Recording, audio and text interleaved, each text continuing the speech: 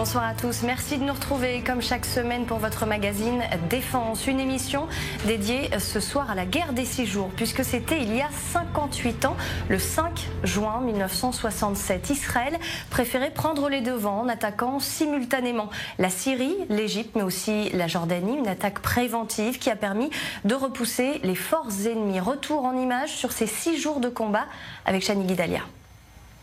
Le 22 mai, le président égyptien Nasser ferme le détroit de Tiran qui donne accès à la mer Rouge. 100 000 soldats égyptiens sont déployés dans le Sinaï. Le Caire exige le départ de la force onusienne et signe des pactes militaires avec d'autres pays arabes. Les appels publics à la destruction d'Israël se multiplient. Israël décide alors d'agir avant qu'il ne soit trop tard. Il est 7h45, l'opération Moked est lancée. Une attaque préventive, strictement ciblée sur l'Égypte pour neutraliser la menace. En moins de 4 heures, près de 300 avions égyptiens sont détruits au sol. L'aviation égyptienne, qui était la plus puissante des pays arabes, est anéantie. À midi, malgré les avertissements israéliens à rester en dehors du conflit, la Jordanie attaque Jérusalem-Ouest et entre dans la guerre. Dans le Sinaï, Tsahal progresse vers le canal de Suez. Pendant ce temps, en Judée-Samarie, les forces israéliennes affrontent les soldats jordaniens autour de Jérusalem. Dans la nuit du 5 au 6 juin, l'un des affrontements les plus meurtriers de la guerre se joue sur la colline des munitions. Les combats sont au corps à corps, dans un réseau de tranchées étroites. Plus de 30 soldats israéliens tombent en quelques heures. Mais ce sacrifice ouvre la route vers la vieille ville de Jérusalem. Le 7 juin à 10h du matin, les parachutistes israéliens passent par la porte des Lions. Le général Motagour annonce « Le mont du Temple est entre nos mains ».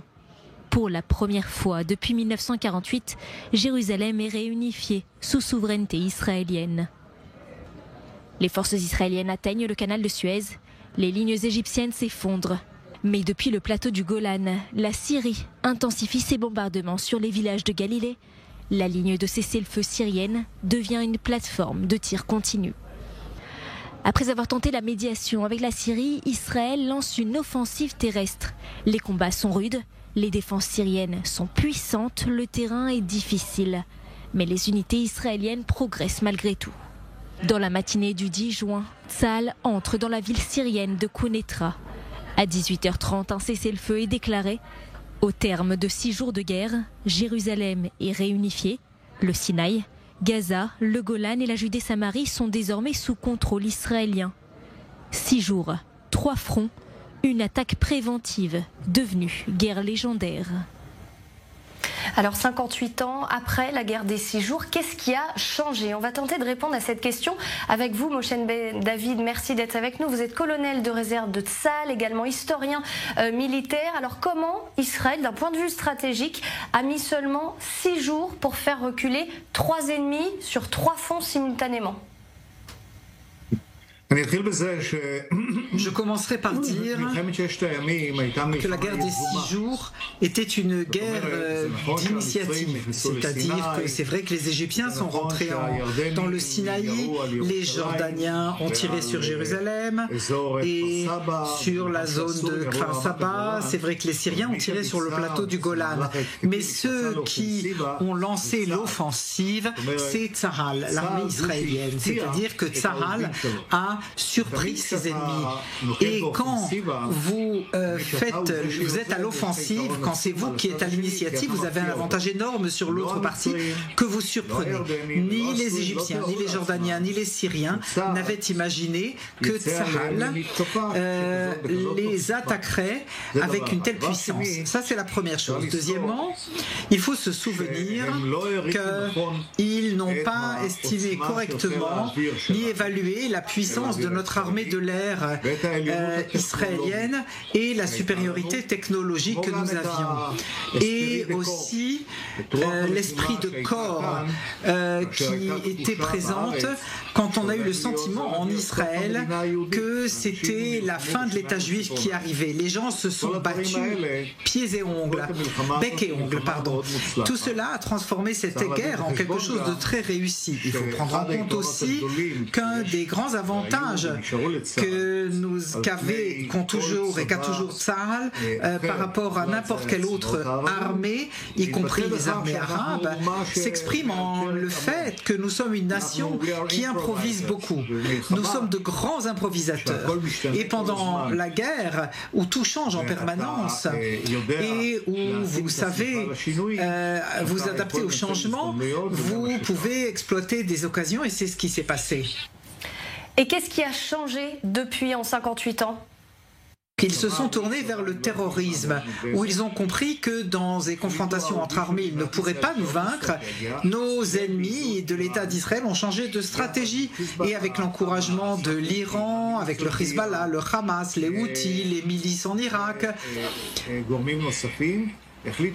et d'autres éléments encore, ils ont essayé de nous encercler par un cercle de terrorisme pour porter atteinte à l'arrière. Ne pas combattre donc armée contre armée, ne pas nous rencontrer sur le champ de bataille avec des tanks et des canons, mais nous attaquer par derrière, par des missiles qu'ils tirent sur l'arrière pour nous faire ainsi céder. Maintenant, le terrorisme de ce type a un énorme avantage en ce sens qu'il porte atteinte à la population civile. Vous voyez ce qui se passe maintenant avec les Houthis. Ils tirent des missiles sur la population et nous essayons de tirer sur leur armée. Et donc ils ont toujours, les terroristes, un avantage au niveau du droit international et le monde éclairé disent ils sont petits, ils sont faibles, ils n'ont pas le choix, ils font du terrorisme. Et s'ils avaient des tanks et des avions, ils pourraient combattre autrement, mais ils n'ont pas le choix, les pauvres. Et donc ils utilisent le terrorisme et le monde leur donne un fait, un peu un blanc-seing, et les autorise à faire des horreurs, comme ça a été le cas le 7 octobre. Et donc la guerre contre le terrorisme est très dure, et avec un prix à payer très élevé et très long. C'est ça justement la différence selon vous, c'est-à-dire qu'avant il y avait des ennemis traditionnels avec des armées traditionnelles, et maintenant on fait face à des organisations terroristes ? Ces dernières années, les États ont appris à vaincre le terrorisme, ce qui est extrêmement difficile et de longue haleine. On disait qu'on ne pouvait pas à l'époque vaincre le terrorisme. Si les terroristes se battent contre un État, l'État doit renoncer. Mais ce qui s'est passé, c'est que les États ont appris à combattre le terrorisme et ont mis en place des armées et des organismes spécifiques pour se battre contre le terrorisme. Chez nous, il y a des unités spéciales qui ont cette fonction et toute l'armée s'est organisée de telle manière de porter atteinte aux terroristes avec un minimum de pertes civiles. Parce que ce que fait le terrorisme, son grand avantage, c'est qu'il se cache dans la population civile. Et donc si vous tuez des civils, tout de suite en France, en Italie, en Angleterre, aux États-Unis, on hurle disant mais non, c'est honteux, on ne peut pas tuer des civils, c'est des terrorismes. Et donc que la population civile cache le terrorisme, qu'elle le cache dans ses foyers, qu'on leur donne de financement, etc. Ça dérange personne. Mais il ne faut pas surtout porter atteinte aux civils. Et il y a encore de l'espoir selon vous ?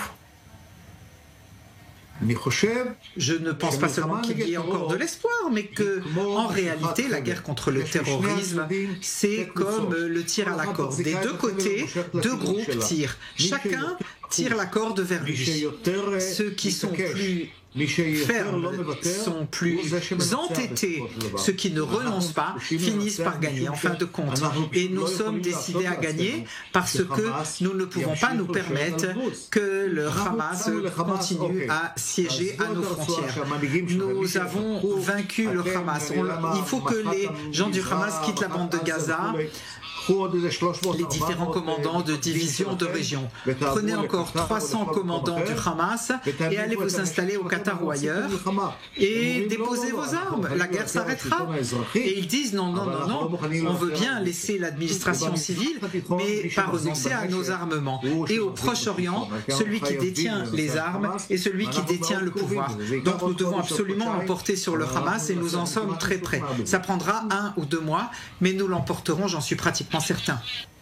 Mais maintenant, derrière le Hamas et les autres organisations terroristes, d'ailleurs, il y a aussi l'Iran. Alors l'Iran lui-même est très menacé par les Américains et je vous rappelle aussi que ce qui s'est passé, c'est qu'on a détruit leur batterie antimissiles. Les Iraniens ont peur qu'on les attaque. Actuellement, ils se concentrent sur leurs propres problèmes et sur leur propre protection et ils ne peuvent pas maintenant aider le Hamas, ils ne peuvent plus non plus aider le Hezbollah. Merci beaucoup Moshe Ben David d'avoir été avec nous. Je rappelle que vous êtes colonel de réserve de Tsahal, également historien militaire.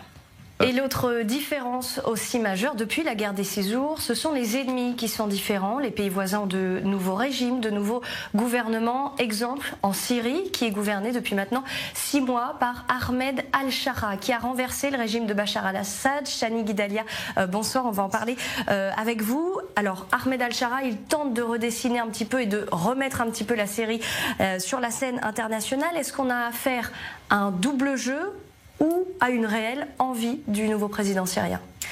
C'est la question que beaucoup de personnes se posent, puisqu'en 6 mois, il s'est reconverti en président de transition. Il a réussi à renverser le régime de Bachar al-Assad, à lever les sanctions économiques des États-Unis et de l'Union européenne et à se faire inviter en grande pompe à l'Élysée avec les honneurs républicains. Donc c'est véritablement un virage à 180 degrés qui évidemment attire l'attention des puissances occidentales qui, elles, veulent en finir avec le chaos qui règne en Syrie. C'était une image qui était jugée inconcevable, puisqu'il ne faut pas oublier que Ahmed al-Shara est un djihadiste salafiste qui a fait ses armes en Irak avec Al-Qaïda, qui a dirigé le groupe Hayat Tahrir al-Sham, qui est aussi un groupe djihadiste, et qui est devenu président par la force des armes. Donc à Paris et Washington, on parle de lui avec prudence justement pour ces raisons, mais aussi avec espoir, puisqu'il montre aussi des signes, des gestes d'ouverture, une volonté de moderniser la Syrie et d'impliquer aussi les minorités. Et Trump a même fait l'éloge d'Ahmed al-Shara quand il l'a rencontré en Arabie Saoudite. Il l'a décrit comme, je cite, un jeune homme attrayant, un dur à cuire avec un passé solide, très solide, un combattant et qui a une opportunité de stabiliser la Syrie. Alors il est apprécié par Donald Trump, par les puissances occidentales, mais est-ce qu'il ne faut quand même pas s'en inquiéter? Alors, il ne faut pas oublier qu'il a aussi un immense défi à relever, puisqu'il a tout un pays à reconstruire, plusieurs administrations à unifier, avec une population qui est aussi déchirée, des violences contre les minorités, que ce soit les Alaouites ou les Druzes. Donc la Syrie unifiée que Ahmed al-Shara promettait, pour l'instant, ça reste plus un idéal qu'une réalité. De l'autre côté, il y a aussi le spectre du djihadisme qui persiste, puisque Ahmed al-Shara a choisi de nommer 6 anciens djihadistes étrangers au ministère de la Défense. Et cette semaine, les États-Unis ont donné leur aval au projet d'intégrer des milliers d'anciens combattants rebelles djihadistes étrangers au sein de l'armée nationale. Donc les anciennes alliances d'Ahmed al-Shara sont toujours visibles. Et enfin, au niveau diplomatique et international, Washington pousse aussi Damas à normaliser ses relations avec Israël et à rejoindre les accords d'Abraham. Mais après tout ce qui a été mis en lumière, il ne faut pas oublier, il faudra juger l'homme à ses actes sur le long terme plutôt qu'à ses promesses. Merci beaucoup, Chani. Alors justement, on va continuer de parler de la Syrie avec vous, Eyal Dror. Vous êtes lieutenant-colonel de réserve de la division 210 dans le nord du pays, justement sur le plateau du Golan. Merci d'être avec nous. Alors, est-ce que Israël doit être inquiet du nouveau gouvernement de Ahmed al-Shara ? Est-ce qu'Israël doit être inquiet? Nous, les militaires, c'est notre travail d'être inquiets. Et Al-Joulani et ses troupes sont des gens avec une idéologie sunnite radicale.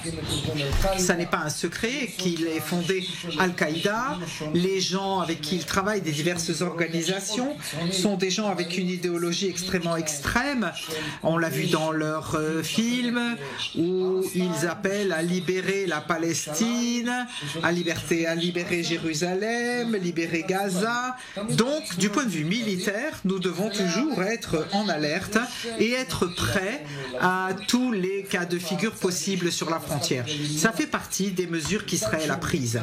Mais d'un autre côté, et je crois qu'il faut en parler, il y a aussi beaucoup d'occasions qui peuvent se présenter, d'un potentiel qu'on n'a pas vu depuis 50 ans, de changements stratégiques entre Israël et la Syrie, et il ne faudrait pas rater le coche, avec toute la complication, avec toutes les craintes, avec toutes les hypothèses, le potentiel, et là, il faut voir s'il se réalise, ou bien si l'on va prouver au monde que al-Shara ne fait que parler et ne souhaite pas vraiment agir. Ça, on ne doit en aucun cas rater le coche.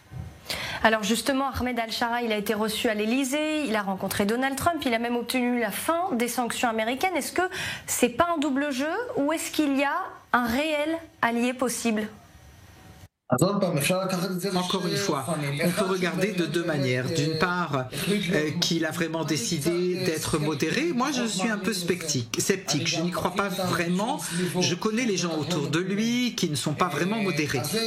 Alors, il y a des gens qui pensent comme ça. Il y en a d'autres qui pensent que, et si je parle du monde arabe, la Houdna, c'est-à-dire c'est lui qui est pour l'instant le plus faible et qui essaie de montrer son bel aspect pour convaincre l'Occident qui est naïf qu'il souhaite la paix pour avoir de l'argent. Mais je continue à penser, et c'est important, que nous, Israéliens, nous devons tout le temps être méfiants et vérifier ses actions et pas ses paroles. Les déclarations, c'est pas ce qui est intéressant à mon avis, et certainement après le 7 octobre, on ne peut pas faire confiance aux déclarations. Pourquoi est-ce que je dis que nous devons permettre les choses? Parce que, par exemple, il peut créer des entreprises pour construire la confiance. Moins parler, plus agir. Et alors, peut-être que nous pourrons avancer. Alors justement, vous dites que la Syrie n'a pas d'argent, la Syrie n'a pour l'instant pas encore d'armée. Est-ce que le pays va finalement pas faire comme ce qu'a fait le Hamas, qui a profité justement de ces années pour se faire discret et pour finalement mieux attaquer Israël après ?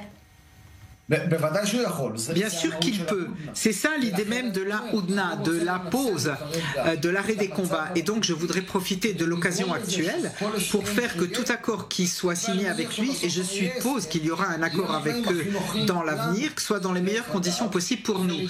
Et s'assurer que cet accord ne soit pas enfreint. Deux exemples. À Gaza, on avait des accords, mais ils ont été enfreints.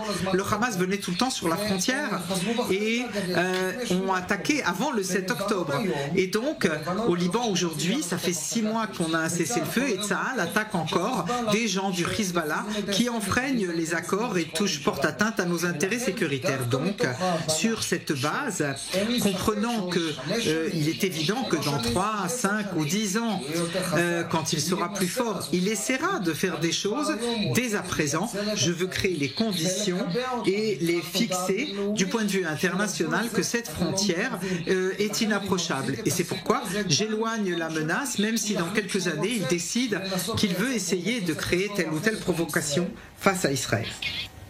Alors ça fait 6 mois que Tsahal est dans cette zone tampon justement entre Israël et la Syrie. Quel est l'objectif de l'armée israélienne? Est-ce que c'est de rester finalement indéfiniment sur place dans le nord du pays?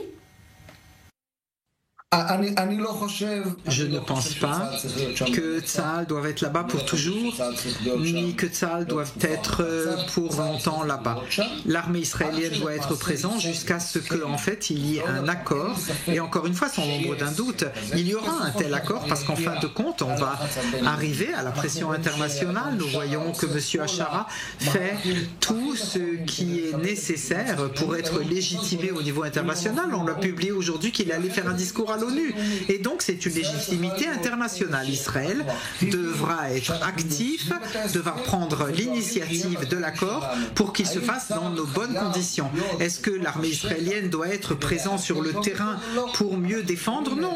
Nous pouvons créer une défense de qualité avec toutes sortes de capacités qui ne sont pas uniquement d'être présents sur la zone tampon. La raison pour laquelle Israël est présent actuellement, c'est pour arriver à un accord. Mais tant qu'il n'y a pas d'accord et qu'il n'est pas clair quel est l'engagement des deux parties, nous ne prenons pas de risque quel qu'il soit pour qu'on ne puisse pas approcher de notre frontière.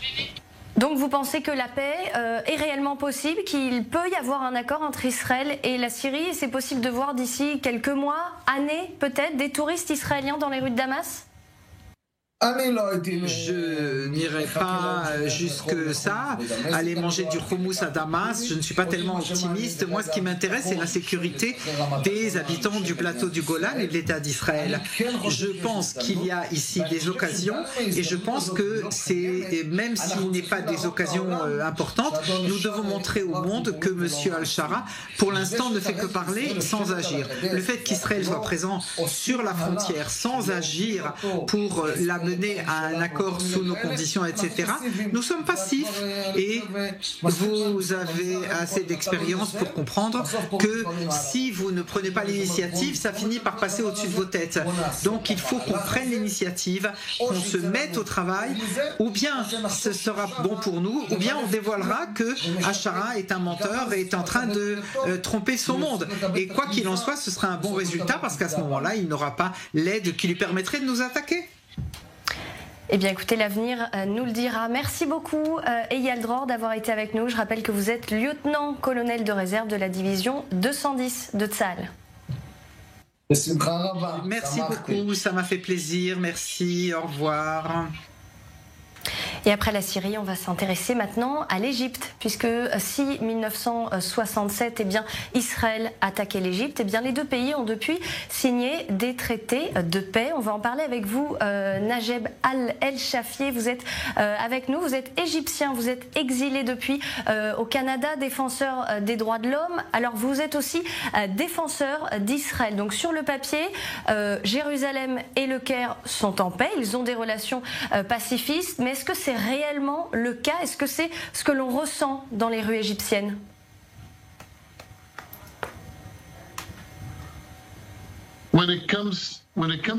Quand il s'agit de l'accord de paix entre les Égyptiens et les Israéliens, s'il y a du bon et du mauvais. La bonne partie, c'est que c'est une paix qui a résisté depuis plus de 50 ans et je préfère une paix froide qu'une guerre chaleureuse ou chaude.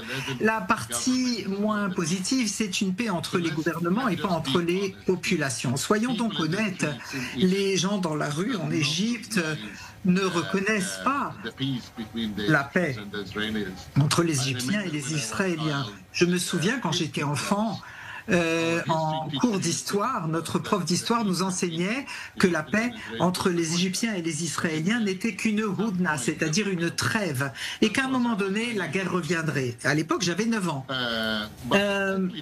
Mais la partie moins belle ici, même laide, c'est que maintenant, le gouvernement égyptien et le militaire égyptien, nous voyons une préparation très forte dans le militaire israélien. Depuis plus d'une décennie maintenant, on voit une préparation et au niveau militaire dans le Sinaï et partout. Et donc le gouvernement égyptien ne planifie certainement pas d'attaquer Israël ou de faire quoi que ce soit contre Israël, mais toute cette atmosphère militariste, si ça tombe entre de mauvaises mains, comme c'était le cas en Syrie, disons que demain les frères musulmans reprennent à nouveau le pouvoir. C'est déjà arrivé en Égypte. Et ça peut à nouveau arriver. Qu'est-ce qui va se passer avec toutes ces armes? Qu'est-ce qui va se passer avec toute cette préparation militaire si elle tombe entre les mauvaises mains? Et c'est quelque chose dont il faut être bien conscient. Mais pour l'instant, ce que vous dites, c'est que le Caire, le gouvernement égyptien, n'est pas intéressé à attaquer Israël. Je ne pense pas que ce serait de leur intérêt. Il semble que le gouvernement égyptien aujourd'hui se concentre davantage sur les investissements, sur l'attrait ou essayer d'attirer des bénéfices financiers pour le pays. Et ils savent qu'une guerre avec Israël serait la destruction des deux côtés, que ce serait un prix terrible à payer. Ils savent aussi que commencer une guerre, ce serait une guerre avec Israël, mais aussi avec les États-Unis. Donc je ne crois pas qu'ils aient le souhait actuellement. Mais les souhaits peuvent changer très vite et les mentalités changent très vite, et comme on l'a vu le 7 octobre, on peut avoir un dîner en famille tranquille ou un petit déjeuner en famille pour fêter une fête, et puis tout à coup de plus en plus de gens, des femmes, des enfants sont assassinés, tués, violés. Donc on ne peut jamais savoir ce qui va se passer demain. Justement, vous parlez du 7 octobre, il y a eu clairement un avant et un après dans les relations entre l'Égypte et Israël. Avant, il y avait des vols directs entre les deux pays, maintenant il n'y en a plus. Il y avait énormément de touristes israéliens, notamment en Égypte. Maintenant, il n'y en a plus. Les relations se sont vraiment dégradées entre les deux pays.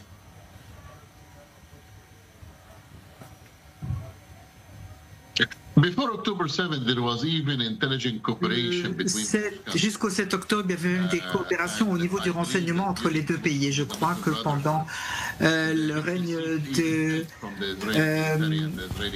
des frères musulmans, les Égyptiens ont même été aidés par les Israéliens et le renseignement israélien pour le contrôle du Sinaï. Les frères musulmans et Daesh du Sinaï ont pris une partie du Sinaï et il y a eu beaucoup de confrontations là-bas. Et donc il y a eu une aide et un soutien entre les deux pays au niveau du renseignement et au niveau d'échange d'informations. Après le 7 octobre, les relations sont devenues tout à fait différentes. Et pourtant, la partie intéressante, c'est que le gouvernement égyptien, comme le gouvernement israélien, déteste le Hamas. Et soyons clairs, quand les Égyptiens parlent de soutien aux Palestiniens, de soutien à Gaza, etc., ils savent très bien que le Hamas a tué beaucoup d'Égyptiens pendant l'époque de la présidence de Morsi des frères Hamas. Ils savent que le Hamas sont des terroristes, ils savent que c'est une organisation soutenue par les chiites d'Iran, que le Hamas utilise leur propre population comme bouclier humain. Alors ne nous faisons pas d'illusions, soyons honnêtes, les Israéliens, ce qu'ils font avec le Hamas, c'est une faveur à tous les autres pays arabes. L'Arabie Saoudite, la Jordanie, les Égyptiens, tous attendent qu'on liquide le Hamas enfin. Bien, merci beaucoup Najeb El Chafié d'avoir été avec nous en direct depuis le Canada. Et c'est la fin de votre magazine Défense. On se retrouve la semaine prochaine pour un nouveau numéro où vous retrouverez Mathias Simbar. Très belle soirée sur i24 News.